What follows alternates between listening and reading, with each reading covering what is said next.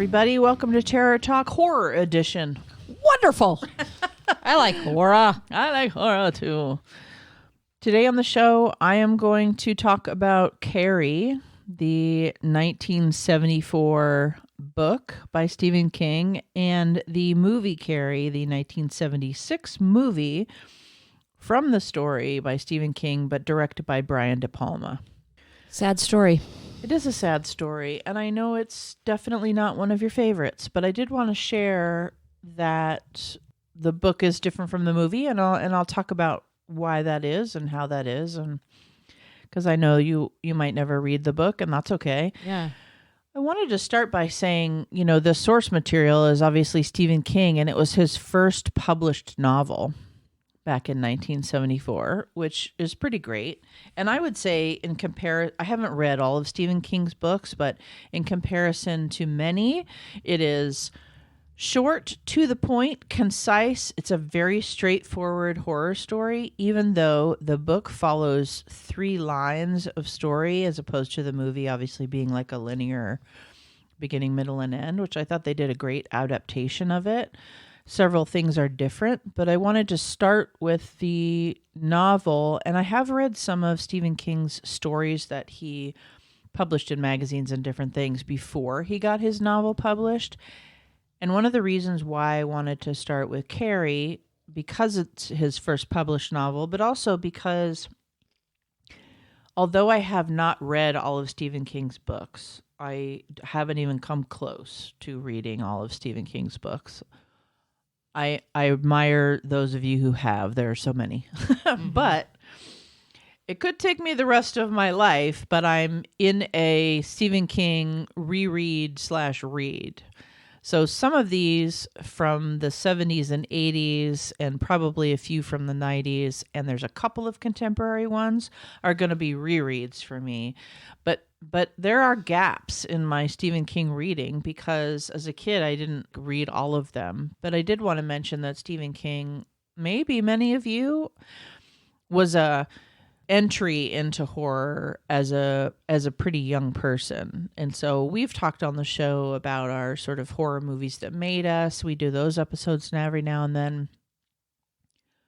There are horror books and just books that make us too. I was a reader as a kid and read a lot and stumbled upon Stephen King and got obsessed with his humor. And he always had teenagers and kids in his books. So that was another, hook. There were a lot of, Stand By Me. There was a lot of books and Carrie is obviously a teenager. So that attracted me to him, and he had a heyday in the 80s and 90s as well, and he still has a heyday. He wins all the book awards and all the things and sells millions of books and all of that, but I haven't been really into Stephen King in the last couple of decades. So I'm talking about him from a standpoint of he's a horror author that made me kind of thing. He was the first author. I remember reading The Stand and just being like, fell in love. And I know a lot of people, that's not their favorite book, but it was an entry-level book for me. So I remember it well. So I'm going to start, and I figured I would use the content for the show since it's on brand. Sounds good. So I reread Carrie. I had read it a million years ago, but you forget. I've read a lot of books since then. So I reread Carrie, and I also rewatched Carrie the movie, and I also watched Carrie the Rage, Carrie 2, which was just ridiculous. So I'll mention that at some point just for fun. And apparently there's a Carrie musical as well, but I have not seen that. I think I remember something about that. And a couple years back, they announced that they were going to do a Carrie series. And I don't see that they actually did it. So more to be revealed on that. I imagine it would make a pretty interesting one. And then, of course, I've seen the 2013 Carrie movie before. So it's all things Carrie today. Stephen King's inspiration for the book was that it was a composite of 2 girls that he knew in high school. And the story that he wanted to write was largely about how women find their own channels of power and what men fear about women and women's sexuality. And that's why there's so many visuals in the movie and little subtleties that if you watch it more than once, you can pick up in that first, act of the movie where she gets her period in the shower, and that is a big trauma in her life. And then afterwards, how things unfold, how they handle it, how the male principal can barely look at her and is really struggling to talk about it, and the female gym coach is the one that has to help with all of that, and how this idea of women's sexuality is so fearful, and how they find their own representations of power, like I said. And so ultimately Carrie having supernatural powers is a metaphor, of course, for how she finds her own revenge and finds her own power, because it's a revenge story for sure, like an OG revenge story. And we have a couple of episodes coming up for Women's History Month that we're going to do a 2-part series on women's revenge movies. And so I thought this works well with that, because this is very much an OG revenge flick. And Carrie White is this sadly bullied, mistreated teenager, and an example of the sort of person whose spirit is often broken for good in that pit of man and women eaters that is the normal suburban high school. And this is coming from Stephen King's website. This was what he writes about his inspiration for this. And so she's an example of that person that in suburban high schools just gets eaten up. But also, she's a woman feeling her powers for the first time. And it says, like Samson pulling down the temple on everyone in sight of the end of the book, right? It's one of the big differences between the book and the movie is the ending, but we'll get to that later.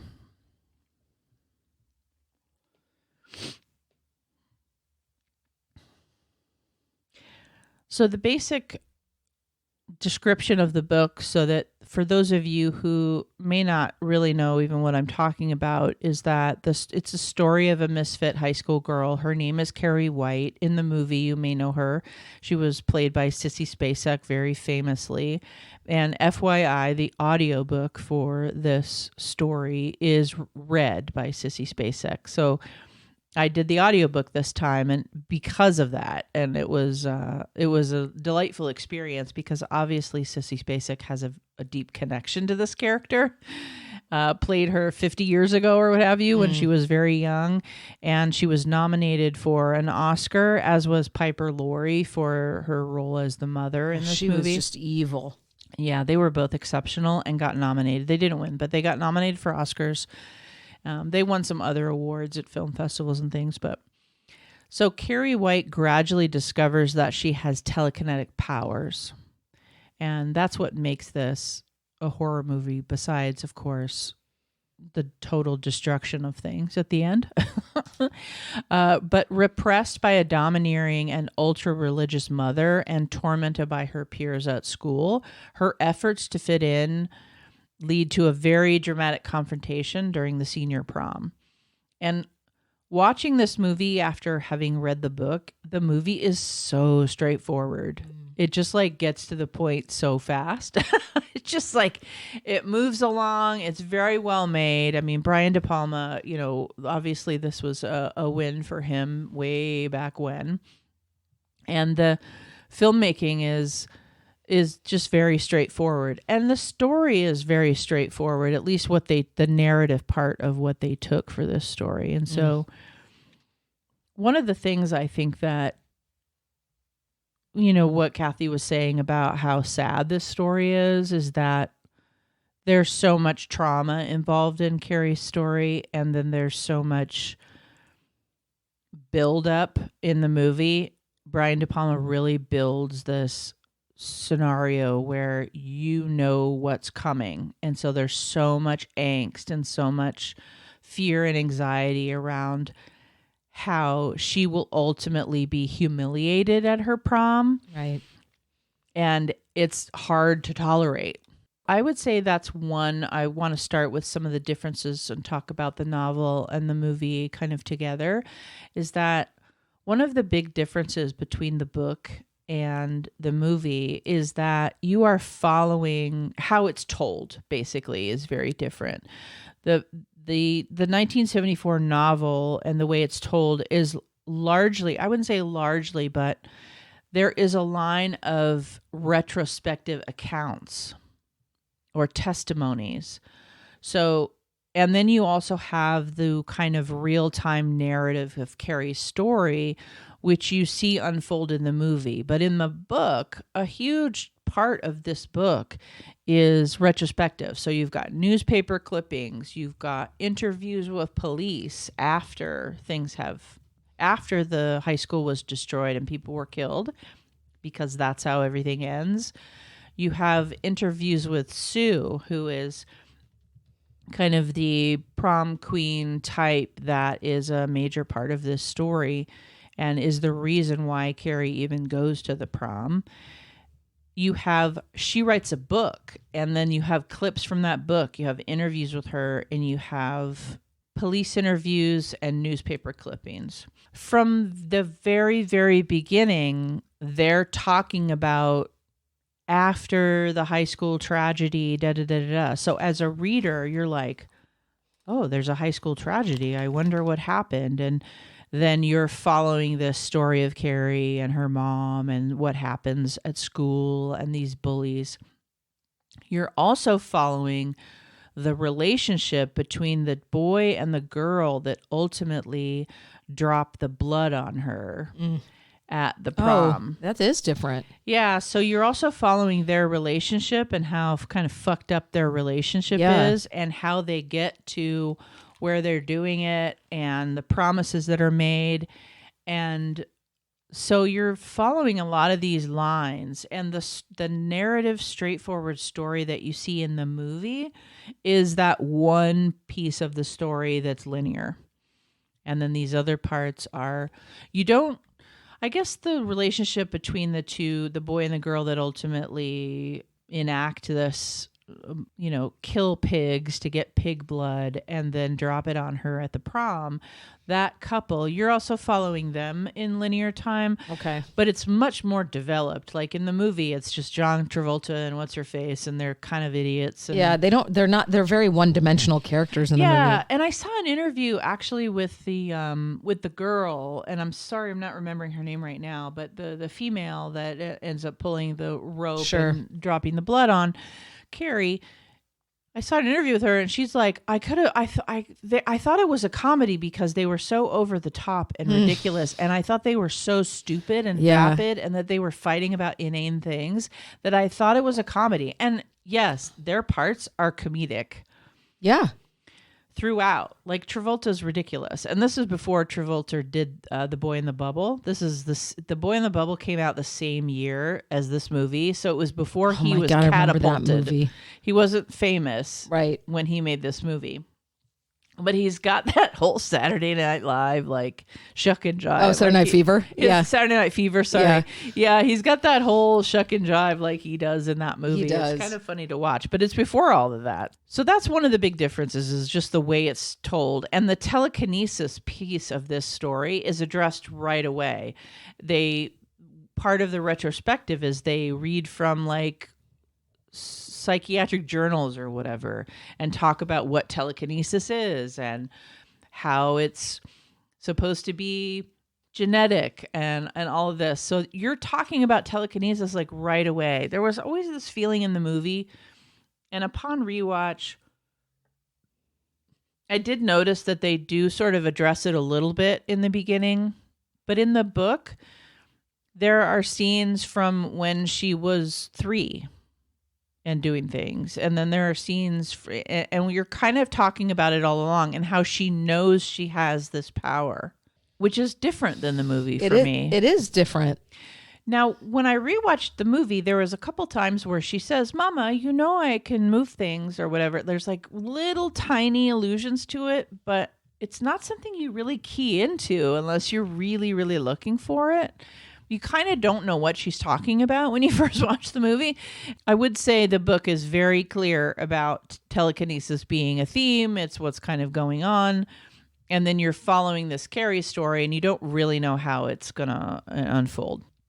the other big differences is that they talk about the mother's trauma in her character. Oh, yeah. See, you don't know anything the about. book. And sorry to stop you, but Yeah, no, I go think ahead. that's maybe one of the. I mean, I didn't like Carrie because it was bad. I actually didn't like it because it was so good. But I did think that the characters were very one-dimensional outside of Carrie. Yeah. And I think that's why it's not one that I really go back but now that you're describing the book and you're getting the backstories, these would have been the characters that would have mattered. Yeah, I mean, I think Brian De Palma was new, and he made just a very simple, straightforward kind of movie. Sure. He made a horror slasher. movie. Yeah, and Which I appreciate. It's well, just right, knowing yeah. the story and knowing now how, it's dropping words right now. Hold on. Knowing how famous this movie got and having time to watch it and analyze it and all that, it's one that I would have liked to have seen more depth in those characters. Yeah, and the remakes aren't getting there either. And No. that's fine. But so, and I'll get to the ending being different as well, which I think makes a huge difference too. And I do think that our capacity to have Stephen King's novel be more, like if they were to do a series, I think our capacity for things is much greater now, and they could actually incorporate a lot of this into a series. Because Carrie's mother, who's played by Piper Laurie in the movie, but her name is Margaret, and she's given this fuller backstory. She's portrayed as a woman who was estranged from her parents, like abandoned basically, and then of course extremely driven by her religion. And Margaret's appearance is even different in the book. She's described as large and ugly with white hair and glasses. Well, in the movie, of course, she's younger. She has long reddish hair. And as an aside, Carrie also is not like I read this book and then I'm rewatching this movie and I'm like, Sissy Spacek is gorgeous. Yeah. She's gorgeous in this. She looks like an angel. Even when she's unwashed and in her stupid dresses, she looks like, in the book, she's bigger. She's got acne. Oh, interesting. Yeah, no, she was very pretty. I mean, she looks really thin and like sickly in certain shots. And I think that she just played that role. But yeah, she wasn't disgusting. But then at prom, she's gorgeous. It's just like gorgeous. So it's a she's all that moment. Yeah. The mother is the same in that Piper Laurie is a beautiful woman as well. And so this is not how she's portrayed in the book. And more notably, Margaret's like emotionally and physically abusive towards Carrie in the book, even more so. So there's a lot more understanding of Margaret having suffered her own traumas, and then she's abusive right out of the gate to Carrie, and there's a lot more of that. And I'm not going to say like trigger level massive amounts of it or details, but there's a lot more. You hear about stories from when Carrie was younger, and they don't, it's that first act of the book, but they really develop that relationship and that abuse that's going on, which helps you make more sense of Carrie. Well, yeah, that's the contextual stuff I think we miss in the movie. Yeah, and the generational systemized abuse that was happening, and why they're living in, a shack, and she's put in the closet, and all the things. It's just a better setup. It was a better book, It just makes it more. It makes it more. Was it a really long book like it? No. Like I was saying, like this was his first novel published, and it was small, to the point, very concise. Okay. Like even though it has these three, no, it's not. It's a little over 200 pages. Oh not yeah, long no, at all. not at all. Not for him anyway. So the film adaptation obviously portrays some of the abuse, but it doesn't show it to its full extent. There was the film version where you get all the naked girls and stuff in the beginning. And then there was like a TV version that they cut together that was a little bit shorter. But still, even in the full-on movie version, you don't see a lot of the trauma. There's more naked boobs than there is trauma. Naked obviously. boobs. There's more naked boobs. Not clothed boobs. No, not clothed boobs. There's some of those too. Margaret's death in the movie is really different than her death in the book as well. Carrie actually telekinetically stops her mother's heart. So it's not this like I'm pinned to the wall without. That was very visual and very cinematic, right? So the end of the movie, and I'm imagining if you're listening to this, because I did label it spoilers, you've seen the movie, where mom is pinned with knives and crucifixes and stuff up to the doorway and is stabbed like 10 times and is yelling almost orgasmically as she dies because she's such a masochist or whatever. It's kind of odd and very 70s. In the book, Carrie actually just stops her mother's heart, killing her. And in the movie, though, her mother does stab her, just like in the movie, but then she just stops her mother's. She stops her mother's heart, and Carrie makes the knives in the kitchen fly through the air and stab her mother, killing her like as a crucifixion in the movie, which I can understand why De Palma did that, because it's very, of course, cinematic and of course, yeah, representational of everything. But this portrayal is certainly more visual and shocking. But in the book, it's more subtle, but she does feel all of that guilt, and her mother does stab her. But in the book, there's a ton of motivation for this stabbing. You're watching this movie and the mom is just crazy. And you think, okay, well, she's just psychotic. And so she's stabbing her daughter because her daughter sinned or whatever. Fair, fine, works for the movie. But what really is going on there is that this mother, first of all, in the movie, her dad abandoned them. Ran away with another woman, Carrie says. Right. In the book, her father was working construction and was killed. And this mother was traumatized and left to birth and have this baby and have this daughter alone after her husband had been killed in a construction accident with no money, etc. So what we know about the mom is that just like Carrie, she was never given any education as to getting her period, being pregnant. And in the book, it talks about how the news reports in the book say that they're pretty sure mom didn't even know she was pregnant until she was started to give birth. And she didn't know what was going on, and she thought it was a demon because she didn't have much education. She didn't have anybody to raise her. She thought it was a demon, and she cut Carrie out of her stomach. And with a knife. And then at that moment in time, decided that Carrie was a demon. And although she had all of the natural chemicals that mothers have, and so she felt an attachment as well, also tried to kill Carrie when she was 3. And that's why Carrie's telekinetic powers came online, is because Carrie was protecting herself from her mom trying to kill her with a knife. None of this. No. So when we get to the point where And she talks about the mother talks about in the book that I lost my nerve because I had a connection to my child, but I've tried to kill her many times and never been able to do it. So that when this happens with the prom and she says she sees that her daughter is a sexualized demon now, when she wields that knife and is waiting there in the home to kill Carrie when she gets home from the prom, we know why. Because she believes this child's a demon, has been trying to kill her all her life.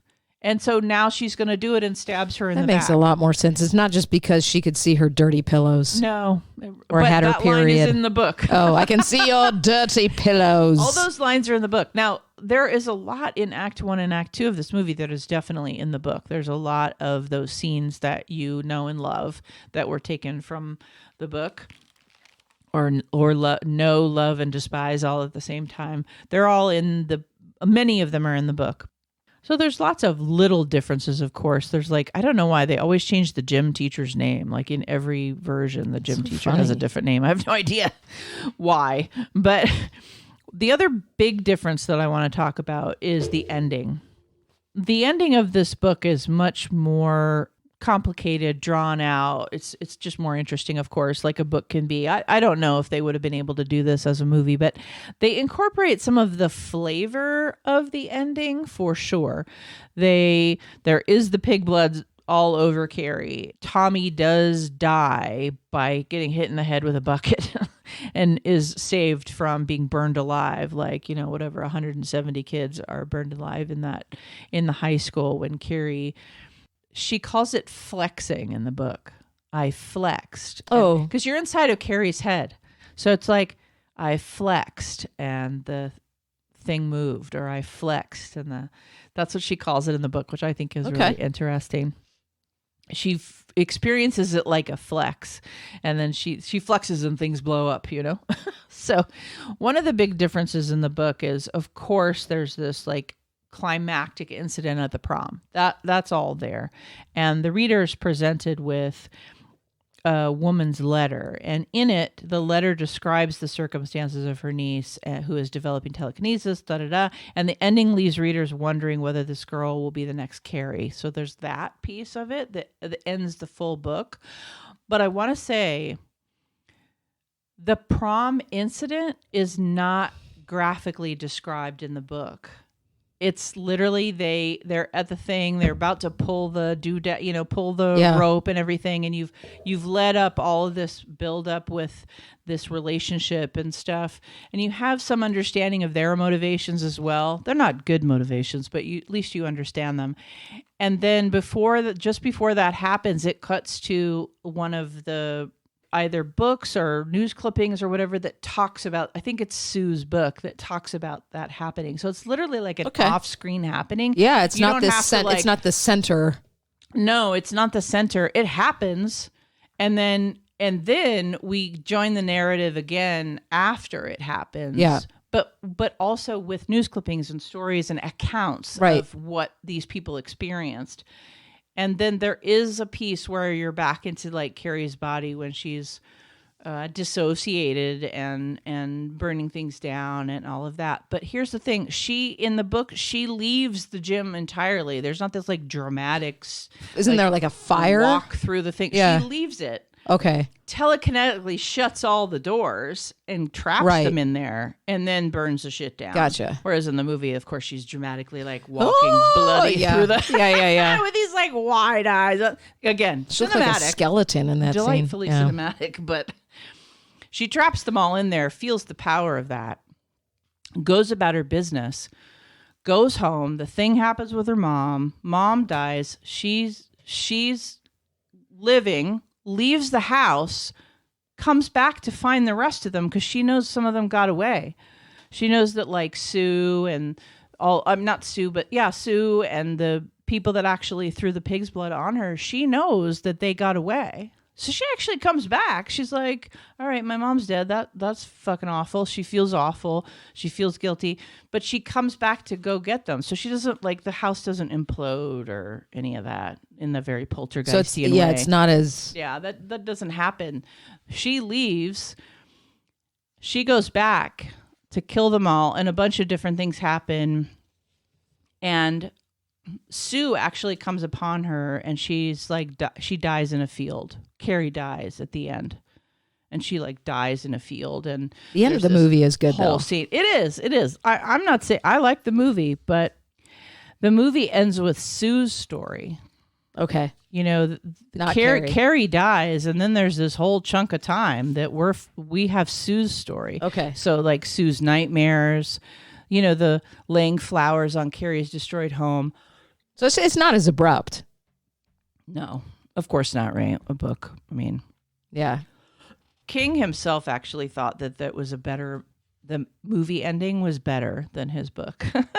I think they're both good, but I thought another smaller incident that I thought was an interesting difference, and I'll just throw a few of these out before we wrap up, is that the book is still sad, still not hard to read. It's easy to read, but still complex. But there are more occasions for us to not feel as tense as the movie and not as anxious. Like Carrie says in the book when she's getting ready for the prom date that she knows that this is some kind of atonement that they're doing to her. Okay. She goes into it knowing that like she's not going to be in love with, like Tommy's not in love with her or any of that. And it's not like, you know, those horrible bully movies that you watch where the girl actually thinks the guy likes her and it's this horrible thing and then they humiliate her. It's not like that in the book. She says, you know, I'm really familiar with atonement. I've had to atone a lot of my mother's sins, and like, I will live a life of guilt and atonement, and I know that they're doing some kind of atonement, but I'm going to enjoy it anyway. You know, so she kind of goes into it knowing that. And in the book, she's not as shocked that he asks her. It literally all happens in one small scene where she doesn't like run away and get mad or any of that. She just kind of looks at him like, why? You know, she's just a little confused. Oh, and just a fun little fact. This is not horror facts with Kath, but this is a fun fact, and maybe you've done it before, but the actual house from the Carrie movie is actually in Santa Paula. It's in Ventura County, which is, you know, not right around the corner from me, but it's pretty close. It's like, you know, a lot of these movies were shot in this area back in the 70s and 80s. So, you know, the Poltergeist house is over in Simi Valley, and this house has been destroyed since then, but it was in Santa Paula at the time. So if anyone's recognizing the LA suburbia that is you know, in this movie, you are correct. So horror facts with Kath. Horror facts with Shan. Yeah. So please join me on my itty bitty reread of Stephen King stuff, and I'll try to make it somewhat interesting to you, to show the differences and things. And I did watch Carrie the Rage too, which was bad, but also 90s. Okay. It's not any worse than any other movie that we watched in the 90s about teenagers being awful. The guys in that movie are so much worse. Like the things that happen in the second one? In the second one are awful. It's just awful. It's like teenagers being really awful. Oh. And it's a different story. It's supposed to be a sequel. Like literally Amy Irving plays the coach this time around. And, you know, there's some other folks that you would recognize. Lots of, you know, the kid from Home Improvement and like lots of 90s actors in the mix. And I have to say, it's not anything I would ever watch again. Okay. But the 2013 Carrie, better. The remake. Yeah. I mean, it's all right. But I mean, come on. The first one is, no. Just you leave just it. Don't really need to. Just leave it. But I would watch a series if they ever get it together. I know they were supposed to, and maybe they just haven't yet, but I would watch that. So anyway, thank you for joining us on Terror Talk Horror Edition. This has been an episode of Terror Talk. My name is Shannon. And I'm Kathy. Sleep safe, everyone.